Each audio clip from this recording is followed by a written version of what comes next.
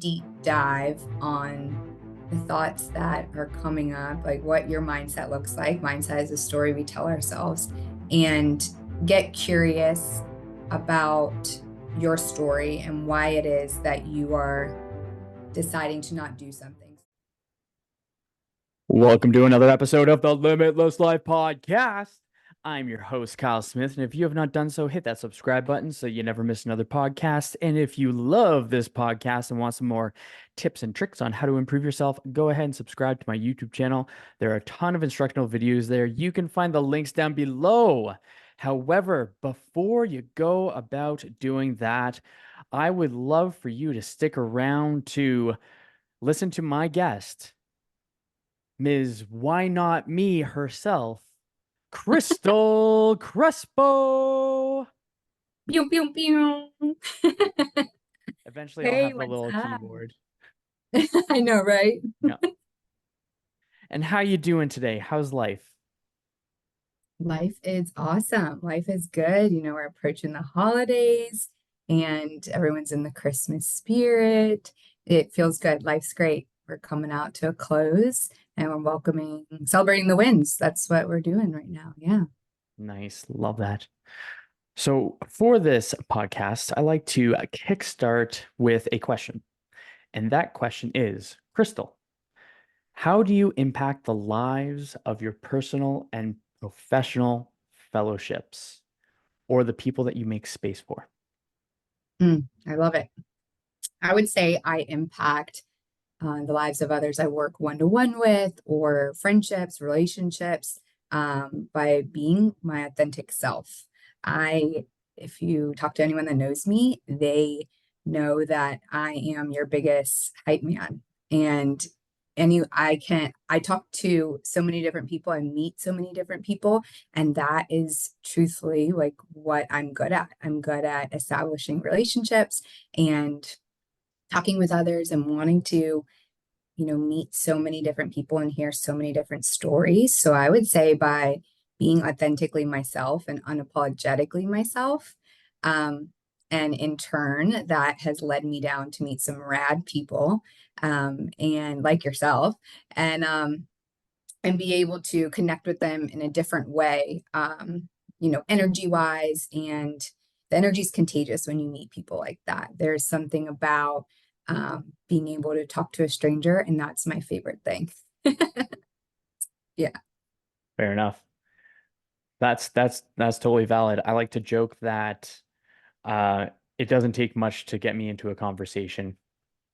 Yeah, Absolutely. Yeah. without a doubt. Have you always been driven towards this, or have you always been drawn, that's a better word, drawn towards speaking to people, strangers? I would say so. Yes. I come from a big family, so I'm the eldest of three sisters, and really making my mark to be, to set my own tone and find my own vibe.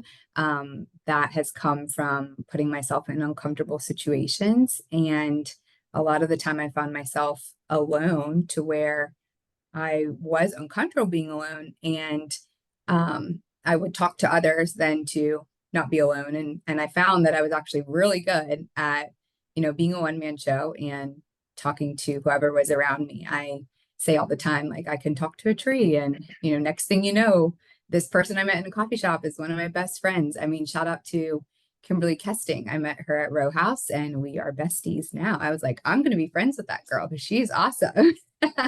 So yeah, I would Mm. say that's always been how I am. I'm a social butterfly, and yeah, ever since a kid. Nice. What is the what's something when you're chatting with a stranger? What is it that you try to connect with when you first talk to them? I would say their energy. I would say, you know, not everyone is as open. And so, just with coaching, like, you can ask good questions, you can find somewhere that you relate. So I met someone yesterday at a gym that I was at, and we found out we were from the same area, which she was visiting in town for the holidays, which is so funny. But I, can relate to the other person or find some sort of relation. And then I just go off energy, and whether or not it matches mine or not, I'm comfortable with my energy. And, if I'm intrigued to talk to you and you're sitting next to me, whether that's, at a restaurant or on a plane, we're going to get a good chat. So, Nice. yeah. I like that. I resonate quite a bit with that. It's cool. An observation that I kind of made while you were saying that is being a a pillar to grant people permission to open themselves up. And I think that that's a really cool thing with I was talking to Miguel on this one, which is pretty cool. But we were talking about in order to receive what you want, you have to give it in equilibrium. So Right. oftentimes the thing that we lack the most, or the thing that we are most desiring in the moment, is the very thing that we would be in our best interest to give. That way it's reciprocal. Absolutely. Yeah, it's exuding the energy. It's exuding the energy that I have that I want to receive back. And a lot of times that aligns. And it's nice to see that frequency come back in that way through many different forms of people, which is why it's a thrill for me talking to strangers and meeting new people, because I get to share that in my energy, and in turn it comes back in multiple different ways. And meeting different people is, I would say, probably one of my favorite things, because like you said, the permission, that word has resonated with me a lot this year, of being able to give myself permission. And when I do that, giving myself permission allows others to then give themselves permission when they interact with my energy. And it seems like been up to me and I just met you, and or I've heard this a lot. I feel like I've known you my whole life, or you're so easy to talk to. And that's something that I've really worked on within myself, is giving myself the permission so that others can, do the same, and what magic happens when we do that. So, Mm. Yep. I think that oftentimes the barrier to not giving ourselves permission is our consciousness getting in the way absolutely. in the thinking process, or the distracted brain thinking of all the things rather than just doing the most difficult question, or the most difficult problem, or the most difficult decision is oftentimes the easiest problem solver. Absolutely. Mm, Yeah, I agree. And I mm, would say too, with that, what stems from that, people, if they heard you say that, I would probably be like, well, confidence comes up for a lot of people. They ask me, like, how do you have so much confidence? And I love this mindset shift that I've had. It's truthfully not about confidence. It's about being comfortable in yourself, and being comfortable with, you're not distracted by the subconscious of what the other person could be thinking, or you're just intentionally there in that moment. And if your thoughts and your minds and your desires are not aligned, look at how many other things can take over. And so I really love the energy and the frequency of things, that it's not, those things aren't those are a language in themselves, but it's not like a verbal language. It's something that you genuinely feel. And so, like, everything around us has energy and has frequency. So, I like that. Uh, in the intro, I said, Ms. Why Not Me? And mhm. I would love to hear the story behind that, because it definitely sounds like a title of a book. Yes. Why not me? So, why not me came from, I started my business with Arbonne International back in 2019. And I actually started my business after just getting fired from my main form of income. At the time, I worked, see, it was like 5 jobs at the time. I was bartending, I was bar manager of one of the bars I was at. I worked at this other bar, I Uber, I lifted. I was a medical transcriber part-time during the day. Like when I tell you, if it was a job I could work, I did it. And so once my main form of income was essentially, just like that, taken from underneath me, I did not like that feeling and decided, I am going to go all in on myself, bet on myself, and I'm going to start a business. And so I decided to do that. And with doing so, my perspective completely changed of having to work all the jobs and getting to do what starting a business or betting on yourself allows me to do, and that is live on my own terms, and that is create the time and the financial freedom that I want, and to show others how to do the same. So why not me really came from, I can see other people doing this, and why not me? I have the work ethic, I have the drive, I have, you know, I can talk to people, like I can do this. And so it really, why not me comes from me taking a chance on myself and betting on myself. And here thus far. So Well, there you go. That's great. yeah. Nice. I like that.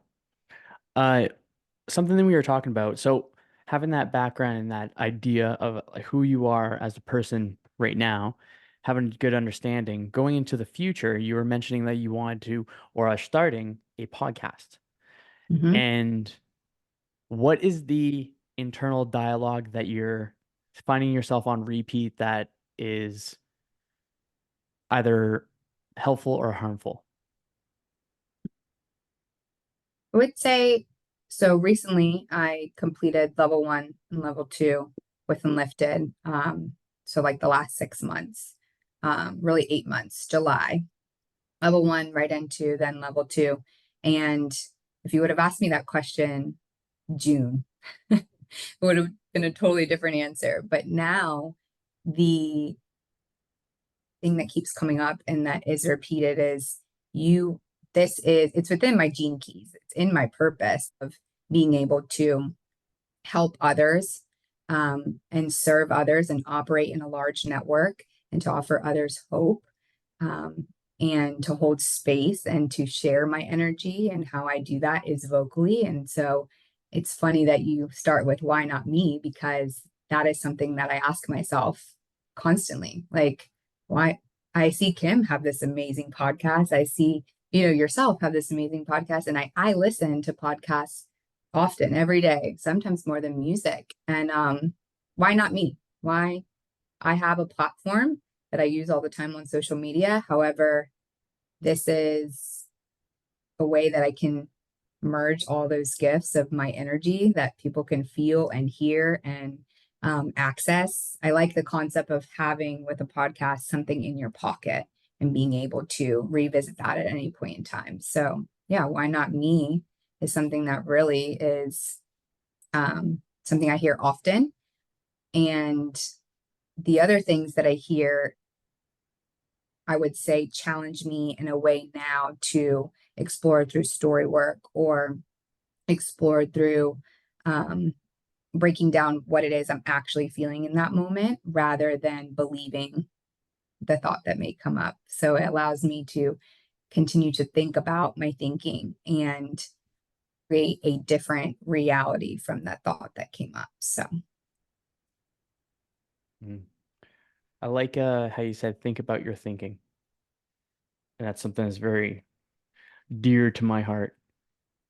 Like just recognizing the thoughts that are on repeat, that are consciously or unconsciously adopted, that are just taken on willy-nilly rather than searching for some depth to what that thinking has and challenging thoughts. yeah. Mm. Yeah. What was the so that was much more optimistic dialogue. I would imagine the dialogue back you said 6 months. No, yeah. Yeah. Like June. So yeah, what was the dialogue then? The dialogue then, I would say, was uncertain, um, was shaky of like, are you really going to do that? Like you're not going to be able to keep up with that. Like, look at how look at social media, and this is going to be one more thing on your plate. And, um, what if no one listens? That's a big one. I feel like I'm sure everyone who's been on the other side of starting a podcast has maybe thought of, soft talk acknowledged, maybe thought of, but, yeah, that's more so what it was like, that it was going to be one more thing on my plate rather than I have, I have this gift, I can share. And how many more people can I meet, right? To ask myself better questions. How many more people can I meet through someone listening to me? And it was a shift very quickly that happened once I started in level one, where I've had my business now for 4 years, and someone can go on my Instagram and learn a lot about me because I am open and I am transparent, and I do like, to be able to share things. And so with a podcast, it was like, this is your opportunity to have people see you and feel your energy and to be seen in a way. Back then in June, that was me not wanting to see myself, truthfully. Cool. Very cool. Yeah. When I first started some recordings, because I was thinking about it for 2 years before I finally recorded my first one. And there was a stat, and I think Chris Williamson mentioned it, or that's where I learned it, where out of the people that start a podcast, most people drop out after three.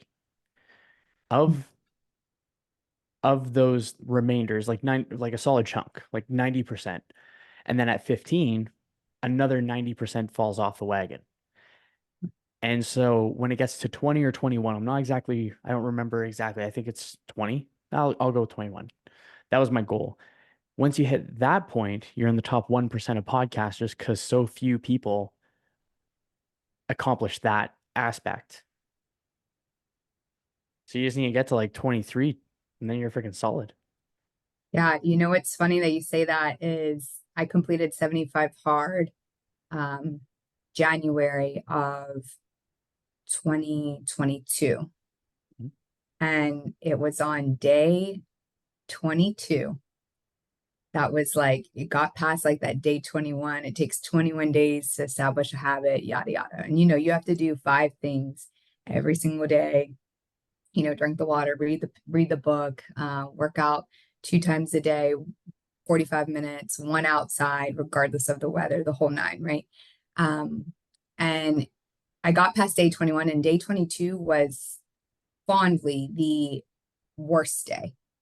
Mm-hmm. Like it seemed like every challenge was trying to get in the way. And getting past day 22 was like, I mean, I'm not going to say it was a breeze to day 75. However, the amount of discipline, which is why I chose to do it, that I gained, and to see myself in a different light and to acknowledge, hey, look what you just completed in 75 days. And like, you showed up and you started and you kept going and you completed and you finished out this thing. And that was one of my celebrating my wins in level two, because I can relate that to so many things, to business, to my upbringing, to fitness, and how many things that, like, just with the podcast, if you start on, your first podcast, then you get to 3, then you get to 15, 21. And next thing you know, you're Dave Robinson completing 1,000 storywork sessions. So Mm-hmm. it's like, yeah. Nice. That's good.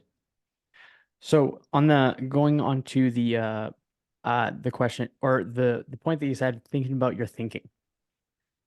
How do you challenge your own thinking to trust your own thoughts?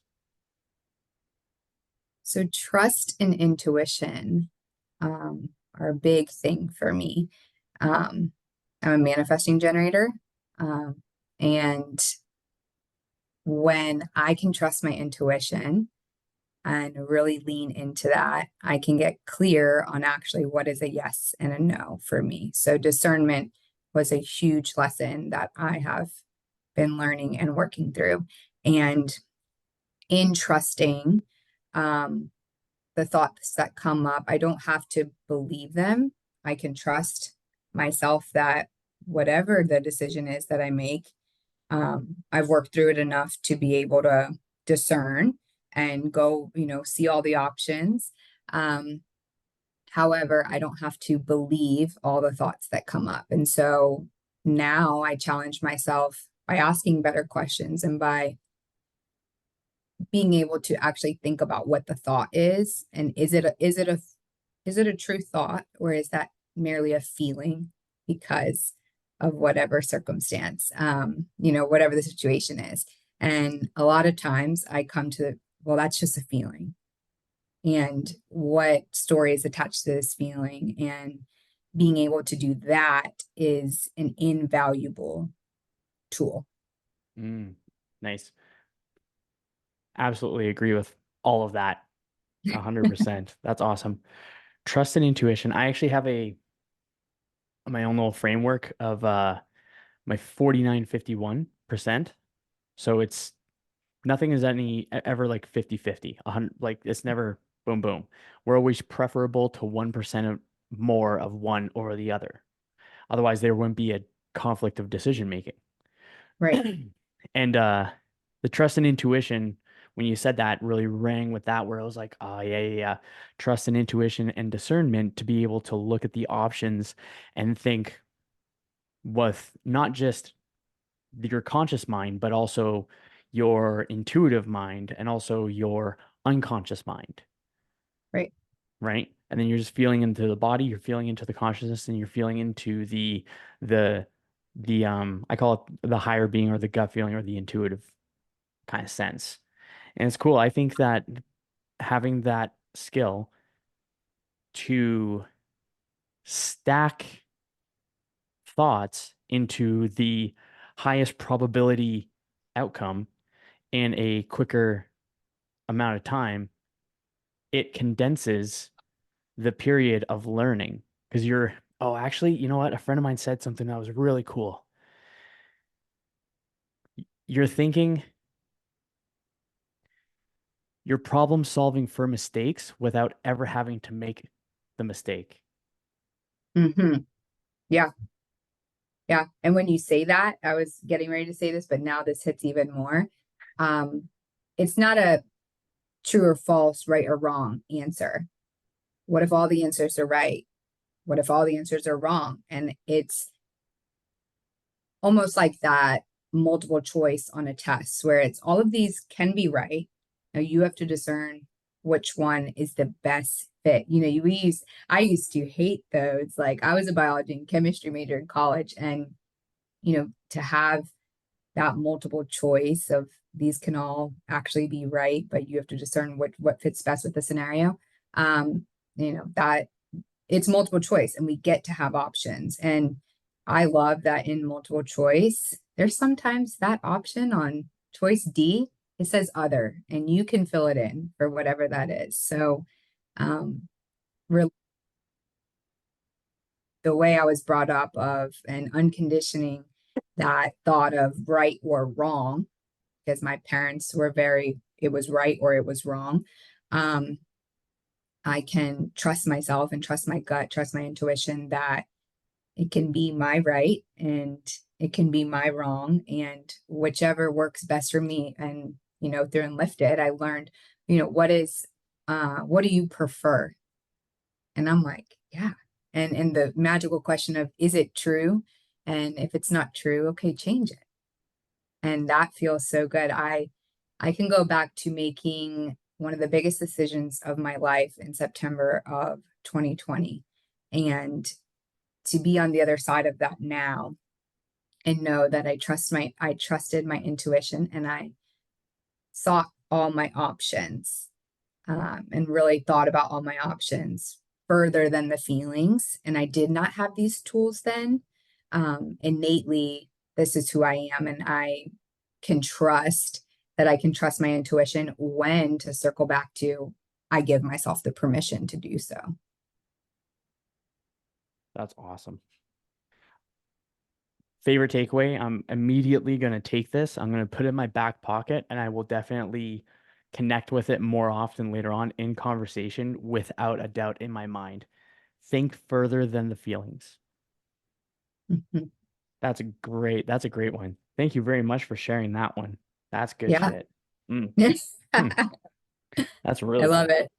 Nice. Trust, intuition, further thinking further than the feelings. Give yourself the permission. Oh, actually, what is a what are gene keys and what is a Mhm. manifestation generator? Okay. Two terms So, I'm not clear on, so I want to learn. okay, cool. Well, I have been learning, and since learning, I'll give you an app that one of my good friends, Alexa, told me about.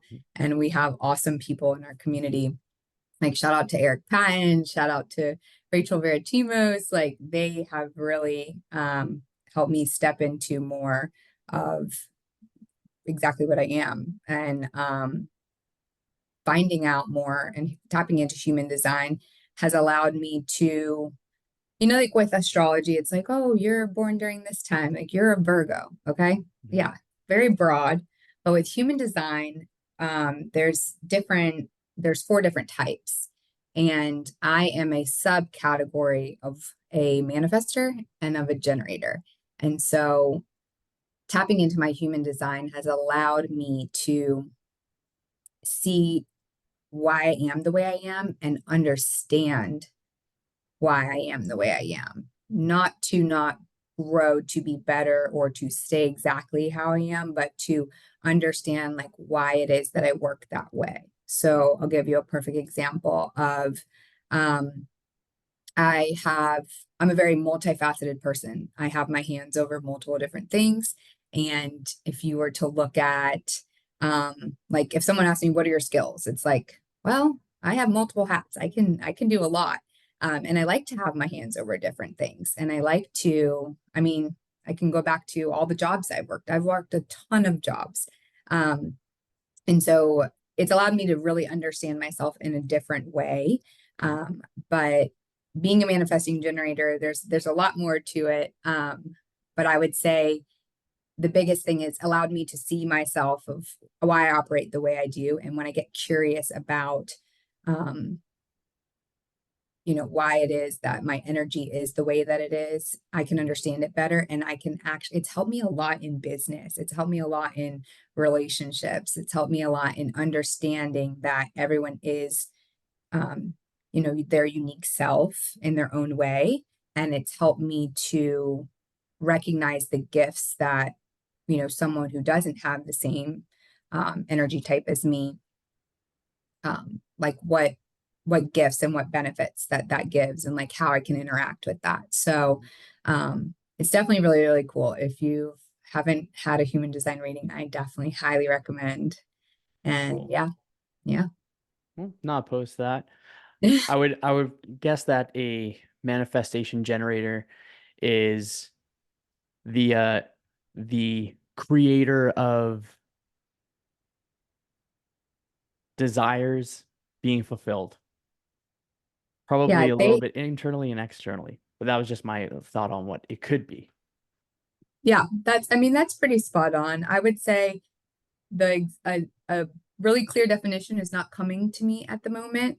However, just knowing that that is my subcategory. So like I generate and then I also put the energy out there for it to come back to me. And like where I operate best is in this large network and it is with interacting with others and it is trusting my intuition and really discerning of is this like a uh-huh or is this like a uh-uh or is this like a totally fuck yes, we're gonna do this.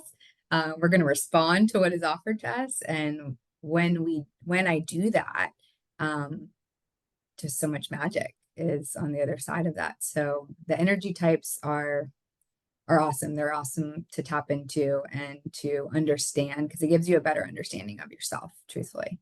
Totally. It'd be kind of similar to every year I just enjoy doing it just to see if there's a change up or just for funsies.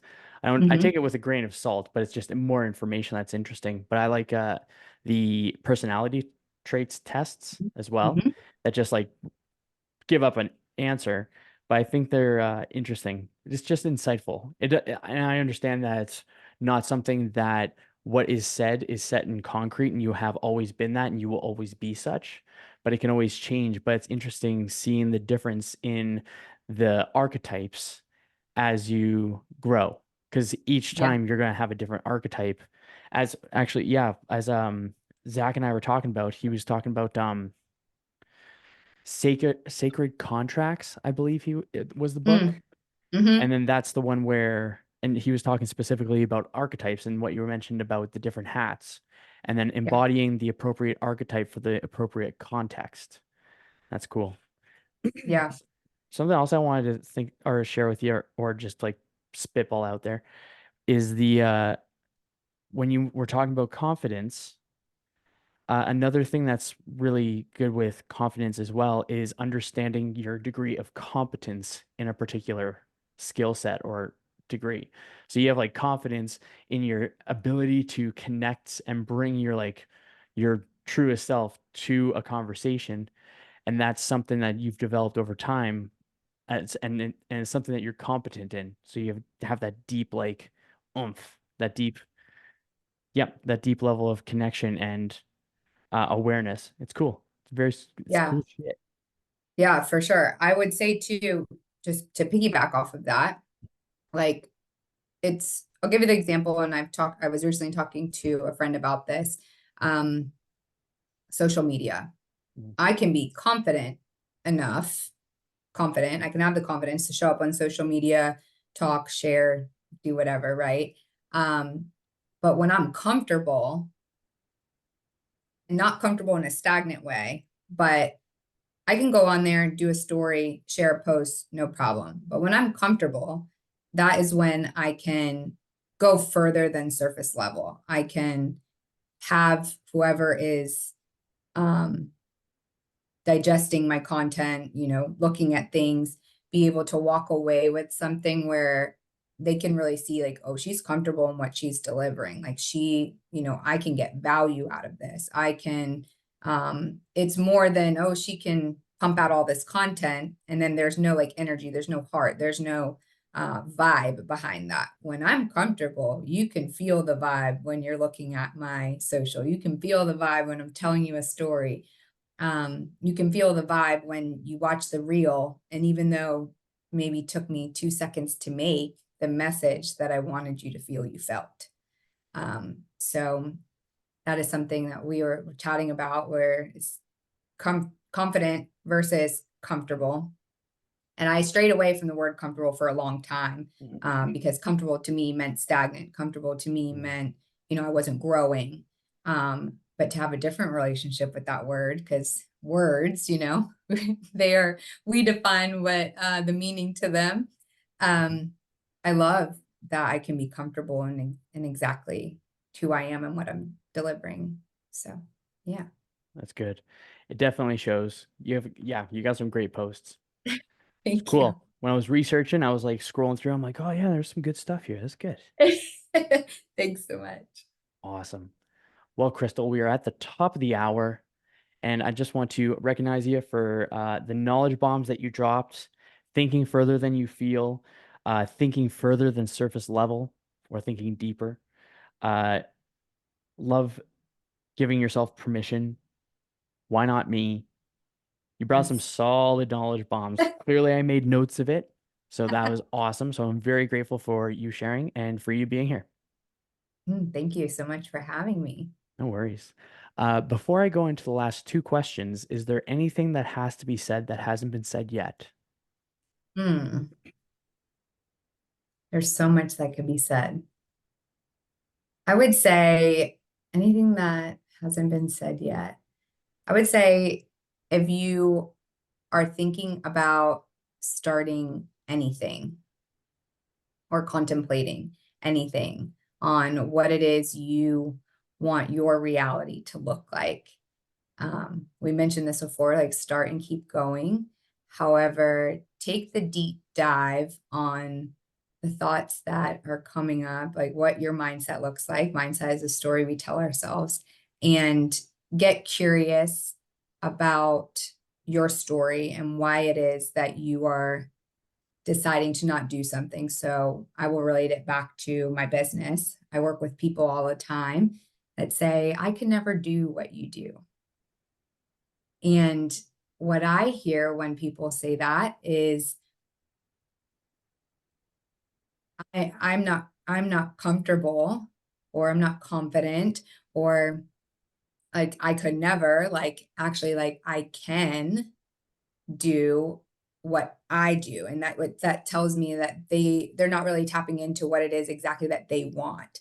And so I would say in hearing over and over and working with people that um are not fully going after what they want, I would say bet on yourself and take the chance. And even though it looks scary, jump anyway and get curious about why it is you're telling yourself that you can't, and how can you build a case for yourself rather than against yourself. So that's my biggest thing. And I knew when I came on here, I wanted to share that because there are a lot of people who see what I do and say, that can never be me, but it absolutely can.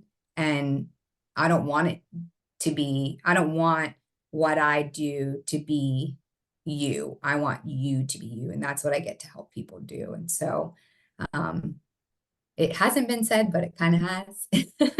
So yeah, that's what I would say. I like that. That's a great share.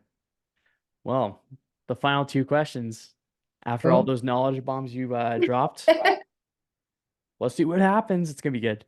So, set in the context, it's at the end of your days. You're on your deathbed. No content exists. Mm, You're surrounded by the people that you care for. What piece of advice do you want to pass on before you kick the bucket? that's a good one. I would say,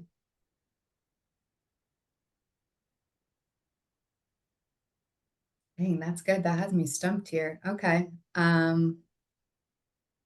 No content exists. What piece of advice would I want to leave?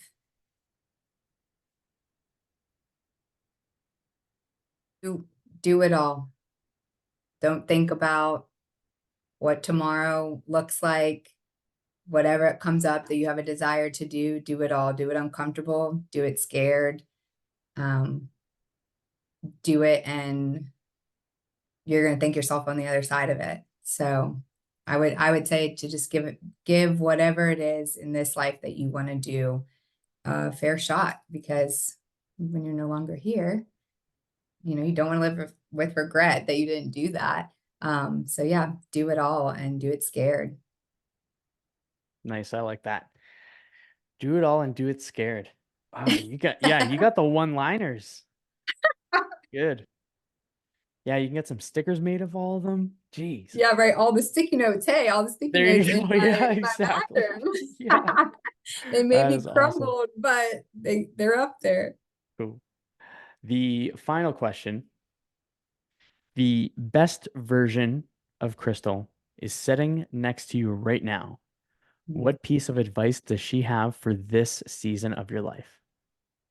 I love And to these. give you, of course.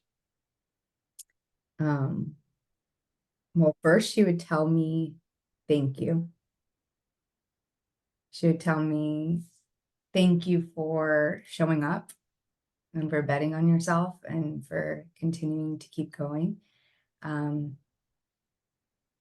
and she would tell me, or give me, not tell me, she would give me advice, um, to continue being open and curious, and to continue writing your story and creating what your reality looks like, because it's going to pay off, and it's showing up, and I can trust that how it's showing up is, um, how it's showing up is aligning, and it's aligned, and I can trust it and move forward. Mm, very nice. Very nice. Well, folks, that's what I've got for you in today's episode. Where can people find you, Crystal? Mm. You can find me on Instagram at Crystal Angelina. That's Crystal. And then it's Angelina, like Angelina Jolie. Don't have her lips, but that's where you can find me at Crystal Angelina. Perfect. Well, folks, if you loved today's episode, please do me a favor right now. Take a screenshot, share it on your Instagram stories, and tag me with my handle at DabberDudeKyle, along with at Crystal Angelina. That is one of the ways that we grow. And until next time, keep up the kindness, and I hope your day treats you as good as you look.